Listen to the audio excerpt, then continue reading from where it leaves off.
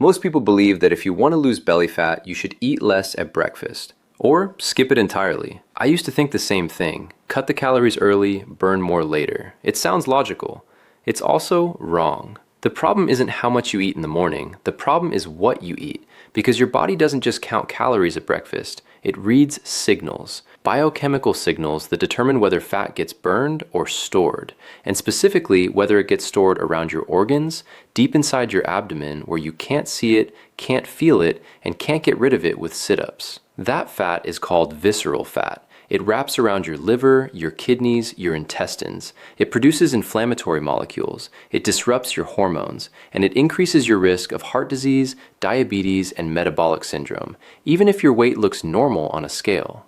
Today, I'm going to walk you through 10 specific breakfast foods, each one backed by clinical research, each one targeting a different mechanism that either reduces visceral fat directly or shuts down the signals that cause your body to store it. And the last one on this list, number 10, works through a mechanism so similar to the most expensive injectable weight loss drugs on the market that when I first read the research, I had to read it twice. I'm a physician who spent years working with patients who do everything right.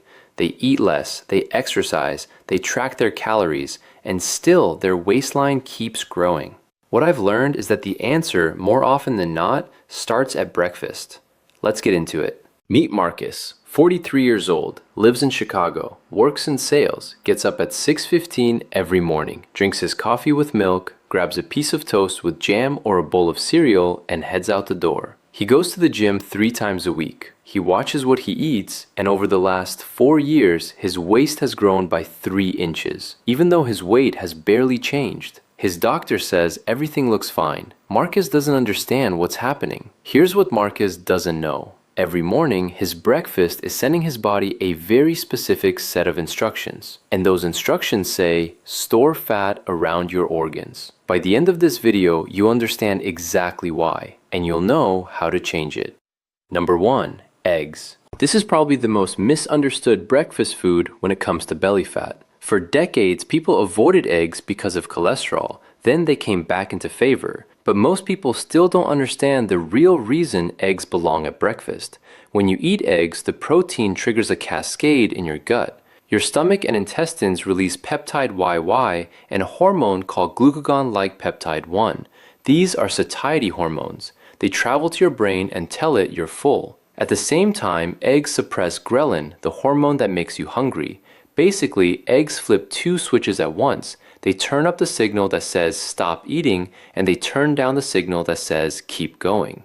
A research team published a study in the journal Obesity looking at what happens when you compare a high-protein breakfast to a high-carbohydrate breakfast or a high-fat breakfast, all with exactly the same number of calories and the same volume. The protein breakfast produced the highest levels of both satiety hormones, and the effect lasted for 4 hours. And what surprised me about this study was that despite those hormone differences, the participants didn't eat significantly less at the next meal in a lab setting. But when you look at longer-term data, the pattern is clear. People who eat protein-rich breakfasts consistently eat fewer total calories across the day. Now, there's a catch. A large meta-analysis published in Systematic Reviews in 2023 looked at 32 clinical trials and found that eggs on their own don't cause weight loss, not by themselves. But when people combined eggs with even a modest calorie deficit, the results were significantly better than without them.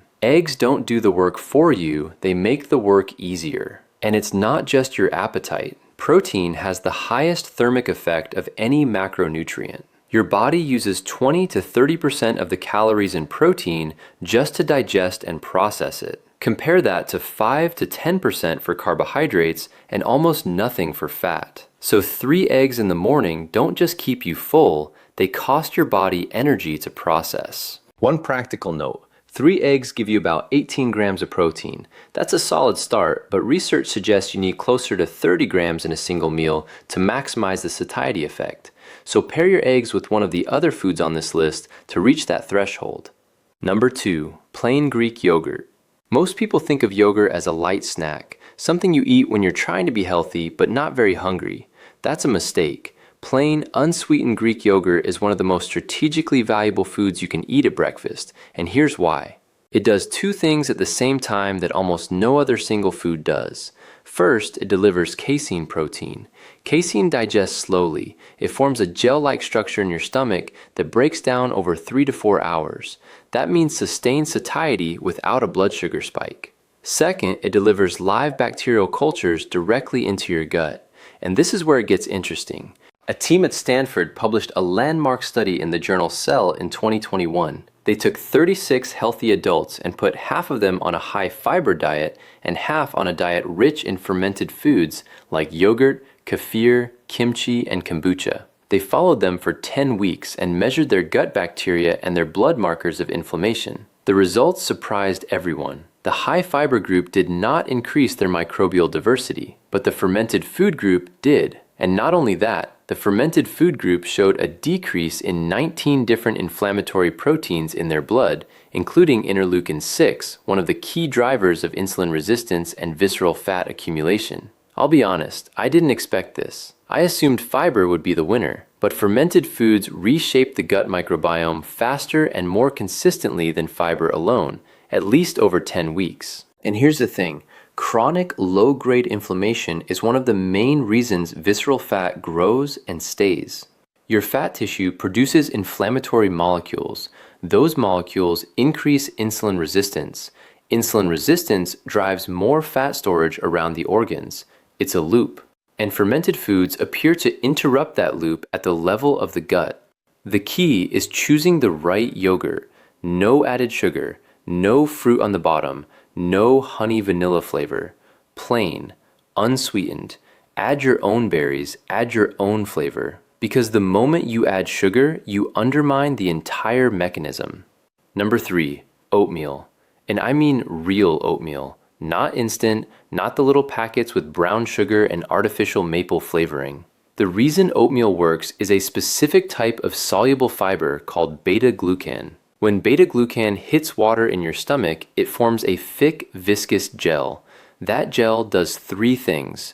It slows down gastric emptying. Your stomach takes longer to push food into the small intestine. It slows glucose absorption. Your blood sugar rises more gradually instead of spiking. And it reduces the reabsorption of bile acids. This forces your liver to make new bile acids, and to do that, it pulls cholesterol out of your blood. Basically, one bowl of oatmeal puts a physical brake on the speed at which your body processes your meal. A meta-analysis of 28 randomized controlled trials found that consuming 3 grams of oat beta-glucan per day, which is roughly 70 grams of oat flakes, reduced LDL cholesterol by about 6.5%. That's a meaningful number from a food, not a drug. But the story doesn't end with cholesterol. A review published in Critical Reviews in Food Science and Nutrition looked at clinical trials specifically designed to measure the effect of beta-glucan on body composition. 4 out of 5 studies showed significant reductions in body weight and BMI. 3 out of 4 that measured visceral fat specifically found significant reductions. And in 2025, a new study revealed something we didn't know before. Oat beta-glucan doesn't just work in the large intestine.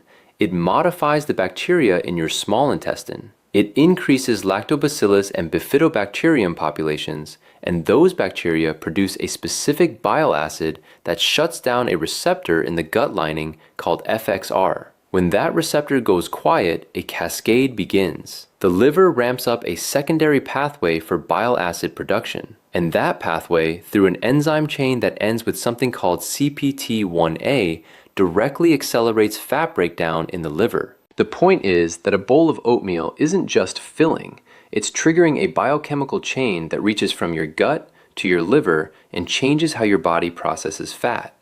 One important detail: processing matters. Instant oats are rolled thinner and often pre-cooked. This breaks down the beta-glucan structure and reduces its viscosity. You want steel-cut oats, or at minimum old-fashioned rolled oats. The thicker the flake, the more intact the beta-glucan, and the stronger the effect. Number 4, berries. Blueberries, raspberries, strawberries. Berries are often treated as a topping, something decorative, but they have a specific and increasingly well-documented effect on the kind of fat tissue that accumulates in the abdomen. The key compounds are anthocyanins. These are the pigments that give berries their deep color. They're powerful antioxidants, but their role in fat metabolism goes beyond just neutralizing free radicals. Visceral fat tissue is not inert, it's metabolically active. It produces inflammatory molecules called cytokines. And when oxidative stress increases inside that fat tissue, it produces even more of them. The tissue becomes inflamed. That inflammation sends signals to the rest of the body that worsen insulin resistance and encourage more fat storage. Anthocyanins appear to reduce oxidative stress inside fat tissue directly. Less oxidative stress means fewer inflammatory signals. Fewer inflammatory signals mean less insulin resistance. And less insulin resistance means less visceral fat accumulation. And it's not just your belly. The anti-inflammatory effects of anthocyanins have been linked to improvements in cardiovascular health, cognitive function, and even skin aging. A study published in the Journal of Nutrition found that higher consumption of fruits and vegetables was directly associated with less visceral fat in both men and women. Practical note: frozen berries retain their anthocyanin content almost entirely, so if fresh berries aren't available or affordable, frozen ones are just as effective. A handful on your oatmeal or yogurt is enough. Number 5. Avocado. Now, I need to be honest with you about this one, because the research on avocado and belly fat is not what most people expect. The largest randomized controlled trial ever conducted on avocado and visceral fat was called the HAT trial, published in the Journal of the American Heart Association. Over 1,000 participants, 6 months, 1 avocado per day, and they measured visceral fat with MRI, which is the gold standard. The result? No significant reduction in visceral fat, none, and no significant changes in waist circumference, liver fat, or inflammatory markers. I'll be honest, I didn't expect this either. Avocado is everywhere in the wellness space. It's treated as a superfood, but the data from the largest trial said otherwise. However, a smaller trial at the University of Illinois with 105 participants over 12 weeks found something more nuanced. In women specifically, daily avocado consumption redistributed abdominal fat. It shifted fat away from the visceral compartment and toward the subcutaneous layer, the layer under the skin that carries far less metabolic risk. So avocado doesn't burn belly fat, but in women, it may redirect where fat is stored. That's a meaningful distinction. And there's a second reason avocado belongs on this list. It's about displacement. When you put half an avocado on whole grain toast in the morning, you're replacing jam, butter, or cream cheese. You're swapping refined carbohydrates and saturated fat for monounsaturated fat, potassium, and fiber. The avocado isn't doing the work. The absence of the thing it replaced is doing the work. And it's not just your waistline. The monounsaturated fats in avocado have been consistently associated with improvements in LDL cholesterol and overall diet quality. So include avocado, but know what it actually does, and don't expect it to be a fat burner, expect it to be a fat replacer. Number 6, chia seeds or flax seeds. 2 tablespoons, that's all you need. But what those 2 tablespoons do in your body is disproportionately powerful. Chia seeds absorb up to 10 times their weight in water. When they hit the liquid in your stomach, they swell and form a thick gel. That gel physically fills your stomach. It stretches the stomach wall. And that stretch triggers mechanoreceptors that send satiety signals to your brain. This is not a hormonal effect. This is a physical effect. Your stomach literally senses that it's full, even though you've consumed very few calories. On top of that, chia seeds are one of the richest plant sources of omega-3 fatty acids. 2 tablespoons provide about 5 grams of alpha-linolenic acid, well above the daily recommended intake. While plant omega-3s don't convert very efficiently into the more active forms found in fish, they still have documented anti-inflammatory effects. And chronic inflammation, as we've discussed, is one of the main drivers of visceral fat expansion. Flax seeds work through a similar but not identical mechanism. They have slightly less fiber per serving, but a higher concentration of omega-3s. The critical difference is that flax seeds need to be ground. If you eat them whole, they pass through your digestive system intact and you absorb almost nothing. A 2024 review of 10 clinical studies found that chia seed supplementation reduced waist circumference in people who were overweight, even when overall body weight didn't change significantly. That suggests a shift in body composition, less visceral fat, more lean mass, without the scale necessarily reflecting it. Add 2 tablespoons to your oatmeal or yogurt in the morning. If using chia, let it sit for 5 minutes so it begins to gel. If using flax, make sure it's ground. Number 7, green tea, or matcha if you want a more concentrated form. Green tea contains a catechin called EGCG, which stands for epigallocatechin gallate. I know that's a mouthful, but what it does in your body is worth understanding. Your body has an enzyme that breaks down norepinephrine. Norepinephrine is one of the hormones that tells your fat cells to release their stored fat. When that enzyme breaks down norepinephrine too quickly, the fat-burning signal is cut short. EGCG inhibits that enzyme, so norepinephrine stays active longer, and your fat cells receive a longer, more sustained signal to break down stored fat. At the same time, EGCG blocks a pancreatic enzyme called lipase that's responsible for breaking down dietary fat so it can be absorbed. Less lipase activity means less fat absorption from whatever you ate alongside that tea. Basically, green tea extends your body's fat-burning signal and simultaneously reduces how much new fat you absorb. The strongest clinical trial on this was conducted by Nagao and colleagues in 2007, published in the journal Obesity. 240 Japanese men and women with visceral type obesity drank green tea containing either 583 milligrams of catechins or 96 milligrams per day. The study ran for 12 weeks. The high catechin group showed significant reductions in visceral fat area, body weight, BMI, and waist circumference. And what I found striking about this trial is that participants were told not to change their diet or exercise habits. The green tea was the only variable. Now here's the important caveat. Meta-analyses across larger populations show that the average weight loss from green tea catechins alone is modest, roughly 1 kilogram over 12 weeks. That's not transformative on its own. But combined with other dietary changes and physical activity, the effect becomes additive. One more thing worth noting. The fat-burning effect of green tea catechins appears to be stronger in Asian populations than in European populations. This may be related to genetic differences in caffeine metabolism, so results may vary. If you choose matcha, 1 cup roughly equals 3 cups of brewed green tea in catechin content. Drink it with or after food, not on an empty stomach, as EGCG can irritate the stomach lining. Number 8. Nuts. Specifically, walnuts or almonds.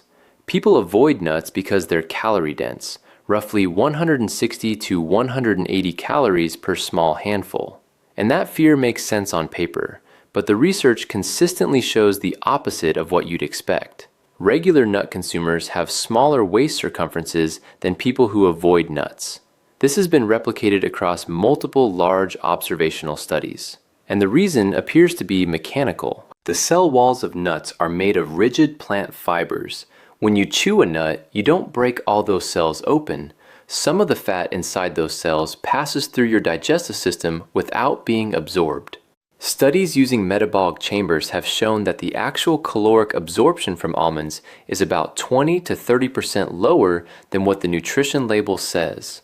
On top of that, walnuts are the only common nut with a significant amount of plant-based omega-3 fatty acids. And almonds have the highest fiber content per serving among popular nut varieties. A handful of nuts, about 30 grams, added to your oatmeal or yogurt in the morning gives you healthy fat, protein, fiber, and anti-inflammatory omega-3s in one move. And your body doesn't absorb all the calories on the label. Number 9. Spinach or dark leafy greens. This might sound strange in a breakfast context, but a handful of spinach in an omelet or a smoothie is one of the simplest additions you can make, and it targets a mineral deficiency that directly correlates with visceral fat. That mineral is magnesium, and most people don't get enough of it. Magnesium plays a direct role in insulin signaling. When magnesium levels are low, your cells become less responsive to insulin. When cells are less responsive to insulin, your pancreas produces more of it, and chronically elevated insulin is one of the strongest drivers of fat storage, especially around the organs. Spinach is one of the most concentrated food sources of magnesium. 1 cup of raw spinach in your morning omelet or smoothie delivers about 24 milligrams. Not a massive dose, but it adds up, and most people are deficient enough that even small increases matter. Spinach also contains nitrates that your body converts into nitric oxide, which improves blood flow, and folate, which supports methylation pathways involved in everything from energy production to DNA repair. And it's not just your insulin. Magnesium deficiency has been linked to elevated cortisol levels. And cortisol, as we'll discuss in a moment, is one of the most powerful hormones driving visceral fat accumulation. So spinach works on multiple pathways at once. The taste in an omelet is almost undetectable. In a smoothie with berries, you won't taste it at all. The barrier to adding spinach to breakfast is psychological, not practical. Now, number 10. And this is the one I told you about at the beginning, cinnamon. Not cinnamon-flavored sugar, not cinnamon rolls, actual cinnamon, the spice. Most people think of cinnamon as a flavor, something that makes oatmeal taste like fall. But cinnamon contains compounds called type A proanthocyanidins that directly interact with your insulin receptors. And the way they interact is remarkably similar to what the most expensive weight loss medications on the market are designed to do. Here's the cascade. The proanthocyanidins bind to insulin receptors on your cells. They enhance a process called autophosphorylation. That's the step where the receptor activates itself after insulin docks. When autophosphorylation increases, cells become more sensitive to insulin. More sensitive cells need less insulin. Lower insulin means less signal to store fat, and less fat storage signal means less visceral fat accumulation over time. But that's only half the story. In 2024, researchers at UCLA published a study in the American Journal of Clinical Nutrition. They gave 18 people with obesity and prediabetes 4 grams of cinnamon per day for 4 weeks. They tracked blood sugar with continuous glucose monitors, the same technology used in diabetes management, and they ran oral glucose tolerance tests at multiple time points. The results showed that cinnamon significantly reduced glucose peaks after meals. But what surprised the researchers was that cinnamon also stimulated the release of a hormone called GIP, glucose-dependent insulinotropic polypeptide. GIP is an incretin. It's one of the same hormones that the newest injectable weight loss drugs are designed to mimic. Let me say that again. Cinnamon, the spice in your kitchen cabinet, activated the same hormonal pathway that pharmaceutical companies have spent billions developing drugs to target. Now the effect is smaller. Much smaller. A teaspoon of cinnamon is not a substitute for a clinical dose of a pharmaceutical incretin agonist. But the mechanism is real, the peer-reviewed data is there, and it works through the same pathway. A separate randomized controlled trial on patients with type 2 diabetes found that cinnamon supplementation reduced not just blood sugar, but also BMI, body fat percentage, and visceral fat. And the effects were most pronounced in patients with a BMI above 27, suggesting that the people who need it most benefit the most. And here's the thing, we're not talking about a supplement, we're not talking about a prescription, we're talking about 1 to 2 teaspoons of a spice that costs a few dollars and sits in almost every kitchen in the world. Sprinkle it on your oatmeal, stir it into your yogurt, add it to your smoothie every morning. One note. Ceylon cinnamon, sometimes labeled as true cinnamon, contains less of a compound called coumarin, which in very high doses can stress the liver. If you're going to use cinnamon daily, Ceylon is the safer long-term choice. Now let's go back to Marcus. Remember Marcus? 43, Chicago, toast and jam every morning, gym 3 times a week, waist growing despite doing everything right. What was happening to Marcus is something that happens to millions of people. His breakfast was high in refined carbohydrates and low in protein, fiber, and healthy fat. Every morning, his blood sugar spiked, his insulin surged, his body got the message, store energy.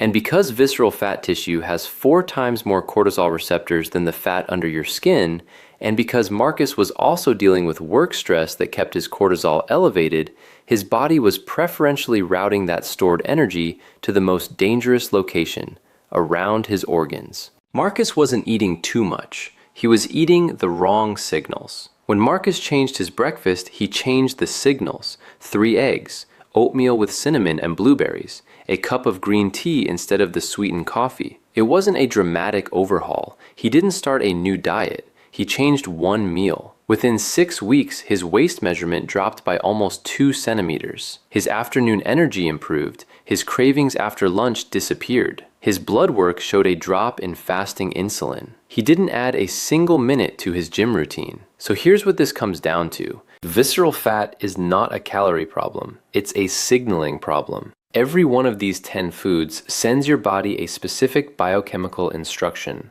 Protein suppresses hunger hormones and costs energy to digest. Soluble fiber forms a physical barrier that slows absorption. Fermented foods reshape your gut microbiome and lower systemic inflammation. Catechins extend the fat-burning signal. Cinnamon enhances insulin receptor sensitivity and activates incretin pathways. You don't need all 10 at every meal, but the more of them you include in your morning, the more signals you stack in your favor.